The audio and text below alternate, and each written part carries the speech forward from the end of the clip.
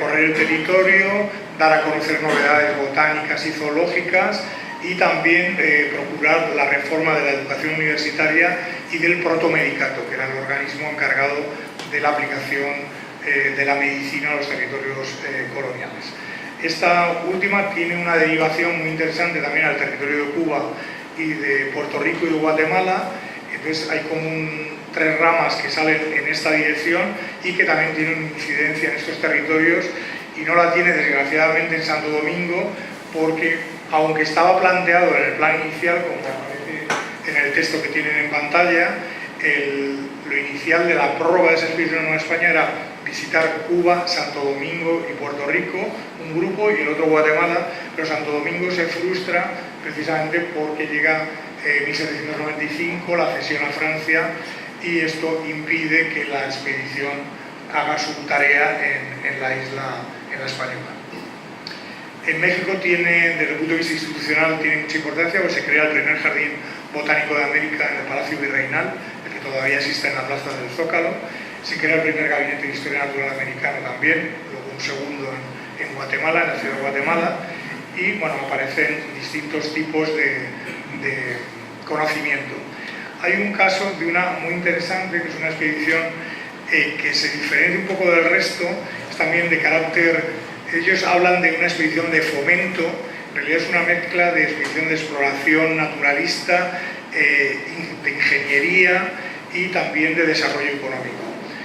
La peculiaridad que tiene esta expedición, conocida como Real Expedición o Comisión de Guantánamo o Expedición del Conde de Mopox, que era un aristócrata cubano, Joaquín de Santa Cruz y Cárdenas, es que este hombre era asesor del rey Carlos IV y logra que desde Madrid se envíe a Cuba una expedición que responde matemáticamente con los intereses del Real Consulado de La Habana. Cuando uno puede ver en el Archivo Nacional de Cuba qué se estaba viendo en el Real Consulado y qué intereses tenían en cuanto a fabricación de azúcar, transporte al puerto de La Habana, creación de caminos, creación de un canal de navegación interior, etc. Esto mismo es lo que se traslada a las instrucciones de esta expedición que envía Carlos IV y su ministro Godoy a Cuba para hacer lo que los criollos cubanos querían hacer. Y quizá es una de las peculiaridades que tenga esta expedición. En el siglo XVIII acabaría, hay otras expediciones a Filipinas, en las que no me voy a entretener. Lo que faltaba después de tantas expediciones era algo parecido a lo que había hecho el capitán Cook en el caso inglés, o de la Perouse y Bougainville en el caso francés, grandes expediciones de circunnavegación, y en España esto no existía. Con esa retórica de la falta de una expedición de circunnavegación aparece un personaje muy interesante que es Alejandro Malaspina, un italiano de origen del norte de Mulazzo, pero que desde pequeño se forma en la Academia de Guardiamarinas de Cádiz, llega a ser su director, y en 1789, un año interesante, porque es el año de la Revolución Francesa, logra que se apruebe esa gran expedición española con interés político, astronómico, naturalista, geodésico, hidrográfico, cartográfico, etc. La gran expedición. En esta expedición se cuida mucho el tipo de instrumentación que se va a llevar, se compra en París y Londres, el itinerario no llega a la circunnavegación, pero es bastante amplio, se crea una nueva cartografía, como digo, aparecen desde un jefe naturalista, Antonio Pineda, que muere al curso de la expedición en Manila, que hace las primeras disecciones sobre animales americanos en territorio, digamos, colonial español, discípulo de Spallanzani, de uno de los principales biólogos italianos de ese momento, Luis Ney, que es un botánico francés, de origen francés, nacionalista español, que trabaja para la corona en ese momento, hasta un naturalista checo, Tadeo Henke, que es un checo, también biólogo, botánico, que hará grandes aportaciones y sobre todo una obra fundamental que es la historia natural de Cochabamba, que nunca regresará a Europa y se preferirá quedarse en ese territorio de Cochabamba ya para toda su vida. Aparecen además en esta expedición, también es muy interesante desde el punto de vista iconográfico, lo que he llamado vistas para la reforma colonial. Le llamo así porque Malaspina propuso un plan de reforma colonial que le costó luego la cárcel. Y desde el punto de vista iconográfico es muy interesante porque también plantea un tipo de visión a través de una colección de láminas bastante impresionantes que están en el Museo Naval de Madrid y en el Museo de América, algo que antecedería a la obra iconográfica de Alexander von Humboldt como creador de la teoría del paisaje. Se trata de ver a los hombres, los animales, las plantas, las rocas, no de una manera aislada, como se hacía en la Ilustración, sino de una manera en conjunto, más a lo que tendrá luego el paisajismo ya desarrollado en la época romántica, y uno de los fundadores sería Alexander von Humboldt. Malaspina, como digo antes, decía antes, pues acaba encarcelado por una supuesta conspiración y realmente porque constituye una amenaza para el orden colonial tal como lo entendía Godoy. Hay que pensar que él va en 1789, como decía antes, año en el que se va a producir la Revolución, es el final de la ilusión ilustrada en España, el progreso, la razón. Se encuentran con la Revolución Francesa, se produce lo que se ha conocido como el pánico de Florida Blanca, uno de los principales ministros que de repente reacciona de una manera absolutamente absolutista contra la el propio movimiento ilustrado que él había impulsado, y esto hace que luego llegue Godoy, el gran valido de Carlos IV, con una posición muy autoritaria, que es el que encarcelará a Malaspina en el castillo de San Antón, justo en unos años en el que se va a producir ese viaje del viajero alemán Alexander von Humboldt, que le recordará a Malaspina cuando él sale por el puerto de La Coruña. Alexander von Humboldt recibe no el apoyo económico, pero sí la autorización del rey, de Carlos IV, y cuando está saliendo por el puerto de La Coruña hace un recuerdo emocionado a su colega y tocayo Alejandro Malaspina, que dice: todavía gemirá Alejandro en las cárceles del castillo de San Antón mientras yo salgo para realizar una exploración muy similar a la que él ya se planteó unos años atrás. Humboldt, mucho más hábil, volverá luego por Francia, por si acaso, y presentará los resultados a la Académie des Sciences de París y intentará publicar su mayor obra en francés en París, que en ese momento pues era el centro de creación de ciencia más importante. Se producirá alguna otra, en esta época, alguna otra pequeña expedición, como estaban los hermanos Euland, también alemanes, pero también financiados por la corona española. Y bueno, esto sería para entrar definitivamente, y yo creo que voy a ir cortando, en la última expedición que se produce en el siglo XIX, que es la única importante que hay a territorio americano, que es la conocida como Comisión Científica del Pacífico. Se produce en estos años, 1862, se da por finalizada en enero del 66. Aparece con una retórica precisamente de recuerdo a esas expediciones ilustradas, pero hay un cambio fundamental: los países americanos ya son independientes, solo quedan Cuba y Puerto Rico, territorio de Filipinas en Oriente, el resto son repúblicas independientes que en muchos casos a la corona española le cuesta reconocer como independientes, y de hecho hay cierto conflicto diplomático, sobre todo con las repúblicas andinas, sobre todo Perú y Chile, que revivirán en el curso de esta nueva exploración, donde la reina Isabel II pretendía hacer como una demostración de cultura, de renacer de ese antiguo imperio que ha decaído, y quiere hacer como un paseo triunfal por las aguas del Atlántico y el Pacífico americano para dar una imagen de España nueva. Es una época en España de euforia política y económica, se produce como un repunte económico.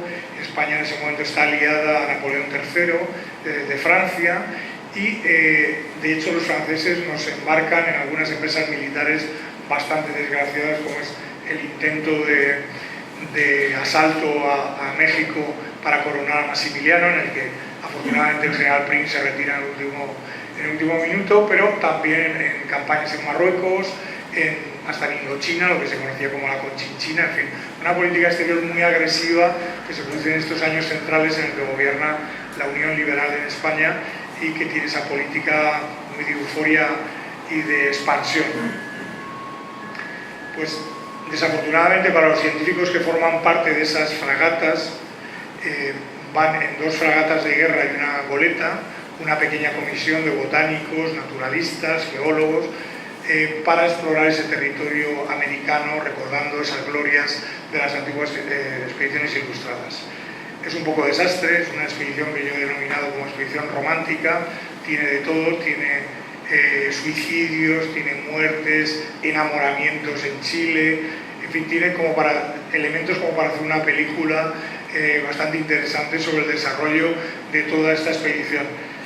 Se produce esta expedición romántica que llega a territorio brasileño, recorre Argentina, Uruguay, Chile, Perú, Panamá, llegan hasta San Francisco de California, donde el geólogo muere en la ciudad de San Francisco. Una expedición bastante grande, tiene como curiosidad que en vez de llevar un dibujante ya llevan un fotógrafo, un antiguo pintor que se ha adiestrado durante unos meses con uno de los fotógrafos de la reina Isabel II y que consigue hacer una colección que sobrevive afortunadamente de unas 300 placas fotográficas en cristal, se hace con una emulsión de colodión y reflejan de alguna manera el mundo americano en la época en la que ellos lo visitan. Y es muy interesante. También ese mismo pintor-fotógrafo se convierte en uno de los primeros periodistas gráficos de España, puesto que envía unas columnas de manera regular a un periódico que se llama Museo Universal, donde sus fotografías son pasadas a grabado y, como digo, se convierte así quizá en uno de los primeros corresponsales del periodismo español. Se produce, como también les anunciaba, un hecho desgraciado desde el punto de vista político-militar, que hay un levantamiento en contra de los españoles inmigrantes en Perú. Esto provoca que la Marina, es todo un episodio muy oscuro, tome las Islas Chincha de Perú y se desate un conflicto que en España conocemos como Guerra del Pacífico. Realmente en las repúblicas andinas es más bien la campaña del Pacífico, para diferenciarla de la guerra entre las propias repúblicas de los Andes. Dura muy poco, pero desgraciadamente se bombardea Valparaíso, el Callao, y la comisión científica es obligada a desembarcar y a dirigirse a la ciudad de Quito con la idea de disolver la comisión científica. De esa comisión hay 4 científicos que se niegan a disolverse y se embarcan en una especie de locura amazónica, hacen lo que ellos mismos llaman el gran viaje amazónico, descienden el río Napo desde Quito hasta la desembocadura en el río Amazonas y hacen toda la exploración del Amazonas hasta la desembocadura. Como digo, una especie de aventura un poco loca, pero que sí da muchos resultados desde el punto de vista de la historia natural americana. Toda esa actividad científica en el río Amazonas con muy pocos medios. Los resultados se exponen después en 1876 en el Jardín Botánico de Madrid, que sigue constituyéndose como una de las instituciones que están detrás de estas exploraciones, y los resultados, pues la verdad es que se han ido estudiando hasta la actualidad, porque en el momento, como pasa siempre en España, las convulsiones políticas priman sobre la organización científica. En las expediciones ilustradas que hemos visto y en esta del siglo XIX, esta expedición romántica, se hace un gran esfuerzo de organización, un gran desembolso. Humboldt dice que ningún país europeo invirtió tanto en exploración científica como España en esta época del siglo XVIII, pero los resultados están desajustados, porque siempre nos falta, y en parte nos sigue faltando, que haya grandes instituciones, organizaciones de carácter científico que sean capaces de asimilar el conocimiento que se produce en estas exploraciones, orientarlo de alguna manera y publicarlo. En esta época, precisamente por esta expedición, se crea la primera Sociedad Española de Historia Natural, con la idea precisamente de que se empiece a publicar algo de los resultados, porque no hay dónde publicar, y se empiezan a crear otro tipo de instituciones de carácter científico, sociedades civiles, porque el Estado no da el apoyo suficiente a la organización de la ciencia. Entonces, como digo, quizá una de las conclusiones más dramáticas o menos agradables sea que esa desorganización hace que se posponga el estudio de gran parte de los resultados de estas expediciones, que en cierta medida se recuperan en los últimos años, a veces con interés histórico-científico, en algún caso con otro tipo de aplicaciones, porque aunque parezca mentira, estas colecciones histórico-naturales sirven también para que los biólogos actuales puedan estudiar cambios de distribución de la biodiversidad, cambios de distribución animal, vegetal, incluso también en algunos casos extinciones de algunas especies que se han producido en áreas que se investigaron hace 200 años.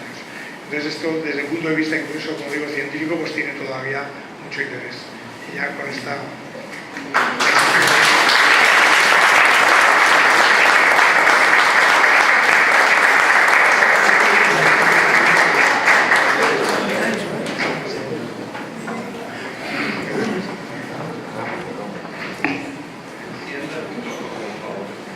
Tenemos las clásicas 3 preguntas. ¿Quién se anima? Aquí está la primera. Debe esperar el micrófono que le llegue. No importa, es para la grabación. Buenas tardes. Buenas noches. Me ha gustado muchísimo su exposición, ha ido al hilo y para mí ha sido una sorpresa porque dicen, ha habido tantas expediciones.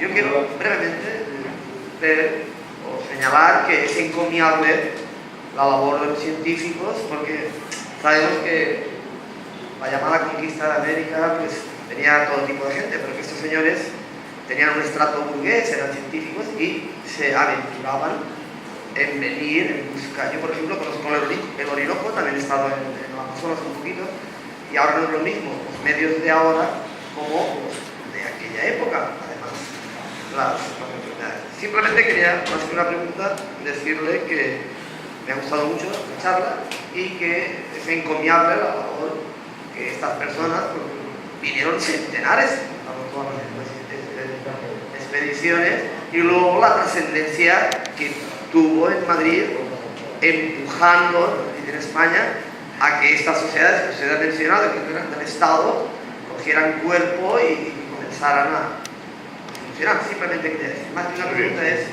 un agradecimiento a usted y que me parece fenomenal. Muy bien. ¿Alguna otra pregunta?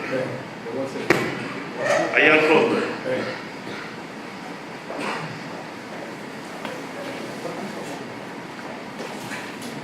Buenas noches.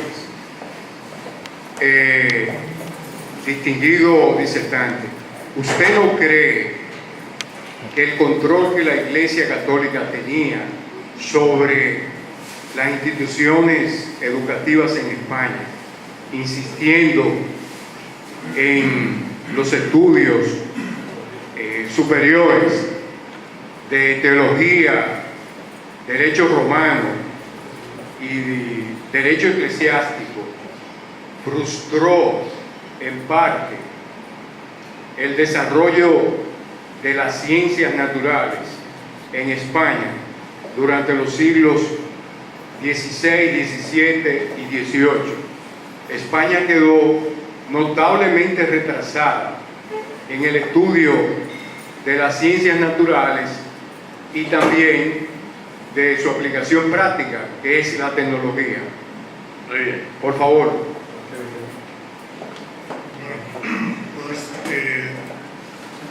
Puedo estar de acuerdo en los siglos XVI y XVII, lo comparto.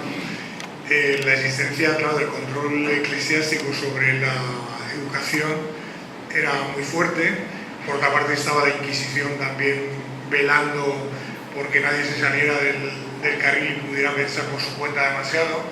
Y esto, desde luego, esa tutela, digamos, del conocimiento por parte de las órdenes religiosas, sin duda tuvo que ver con el atraso probablemente de la ciencia y la tecnología española.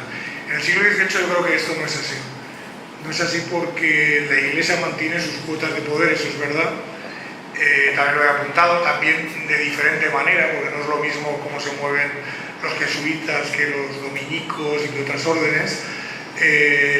Yo, sin ser especialista en este tema religioso para nada, creo que, por ejemplo, los jesuitas sí apuestan por hacer un desarrollo de la ciencia en algunos casos importantes, y por ejemplo el Colegio Imperial de Madrid, donde ellos controlan la enseñanza en astronomía y matemáticas, el nivel es bastante elevado, o sea que en ese caso no entrarían, en el caso concreto de los jesuitas, en ese conflicto. Pero también, como apuntaba antes, la nueva ciencia y tecnología llega en la Ilustración por otras vías. Entonces, los gobernantes ilustrados, muchos de ellos no católicos, algunos sí, ligados a ese movimiento de la razón, inventan, como he comentado, otro tipo de instituciones en las que se puede desarrollar ese tipo de investigación científico-técnica. Entonces, probablemente la Universidad de Madrid no esté de acuerdo en hacer disecciones, pero sí se crea un colegio de cirugía en Cádiz y Barcelona en los que se están produciendo disecciones del cuerpo humano sin ningún tipo de dificultad. Quizá en la universidad no están muy de acuerdo con estudiar sistemática botánica, pero en el Jardín Botánico de Madrid hay una escuela de botánica donde eso se estudia y hay un laboratorio químico muy cerca de lo que sería hoy Cibeles, hay un laboratorio de física experimental, es decir, se sigue una estrategia diferente para la adquisición de nuevos saberes que vienen de Europa. La nueva química de Lavoisier, la física newtoniana, que entraba en conflicto con las creencias religiosas en muchos casos, pero como digo, ya en el siglo XVIII existen mecanismos alternativos para buscar el conocimiento. Muy bien. ¿Alguna otra pregunta?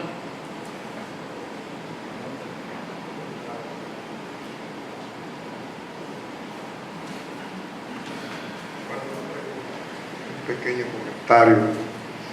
En la primera etapa de las expediciones donde estaban los militares involucrados, usted piensa que eso responde a una discreción de las exploraciones, de las investigaciones, para no permitir que el científico que no estaban vinculados muy directamente a la corona no consiguieran informaciones, sobre todo en el campo de la mineralogía, etcétera, que complicaran la situación de los resultados. Y lo segundo en el comentario, yo tuve el honor de estar en la isla Galápagos, que es un honor porque es muy costoso coger para allá, una invitación del presidente a la sazón, cerca del 2001. No le dio tanta importancia quizás porque tenía que resumir, pero la teoría de la evolución justamente tuvo su base fundamental, Darwin, en la Galápagos. La información que tengo es que duró unos 12 años sentado allí para hacer sus investigaciones muy complejas de botánica y tanto de los animales, especialmente de las tortugas, que se le dio el nombre de Galápagos, ¿no? Era todo. Bueno, la primera parte creo entenderle que por qué estaba ligado a la militarización, ¿no? La ciencia, efectivamente en España estaba muy ligada al mundo militar, al mundo naval, al mundo de las academias militares. Como he dicho antes, hay una falta de organización civil. De hecho, hay proyectos en la Academia de Historia de Madrid, en el Archivo Histórico se conservan proyectos pidiendo la creación de una academia de ciencias durante el siglo XVIII en varios momentos, pero la corona nunca responde, entonces se organiza, digamos, ese conocimiento a través de las academias militares con alguna excepción civil, pero regional. Por ejemplo, hay una academia muy interesante de Ciencias y Artes en Barcelona, una junta de comercio en Barcelona, que es en la que se desarrolla bastante también la ciencia y la tecnología, y en el caso de Madrid, la Academia Matritense de Medicina, la Academia Médica Matritense, que suple un poco esa falta de academia de ciencias, y de hecho a veces recibían cartas, que todavía están los sobres, donde pone Academia de Ciencias de Madrid, cuando realmente era una academia médica, pero una academia médica donde también se hacían estudios de historia natural, por ejemplo, y una academia a la que estuvieron muy ligados el Real Gabinete de Historia Natural y el Real Jardín Botánico. Entonces, bueno, pues hay un pequeño mundo civil, pero es verdad que la empresa científica está muy militarizada. La segunda cuestión no tiene tanto que ver con esto, bueno, es el caso de Darwin, que es tan conocido y yo me dedico bastante a su estudio. Está no tanto tiempo en las Islas Galápagos, pero bueno, es verdad que las Islas Galápagos, que también conozco, bueno, forman parte de la construcción mental de Darwin para luego la elaboración de su teoría, que en realidad empieza en los años ya 30 a la vuelta a Inglaterra, pero bueno, que tiene elementos que recoge de distintas partes, entre otras de su estancia en las Islas Galápagos, donde ve esa variabilidad de tortugas gigantes, observa animales extraños como las iguanas marinas, ve que algunos pinzones, unos pajaritos y los sinsontes tienen una variabilidad también bastante aparatosa según la isla de la que procedían. Incluso aquí es donde se fija precisamente en Azara, en el zoólogo español, que también hace observaciones de ese tipo, en el caso del Paraguay, porque observa que hay aves muy emparentadas que cambian su pico. Por ejemplo, si están en una zona donde necesitan comer insectos, tendrán un pico largo para poder cazarlos en el interior de un tronco. Si comen granos, si son lo que se llaman granívoros, tienen un pico más macizo para romper el grano, pero realmente especies muy emparentadas, y es como él va descubriendo, va creando ese universo de intentar explicar esa variabilidad que luego da como resultado la teoría de la evolución. Muchísimas gracias al profesor Urs-Samper Murelo por esta interesantísima disertación. Permítanme invitarles a las próximas actividades de la Academia.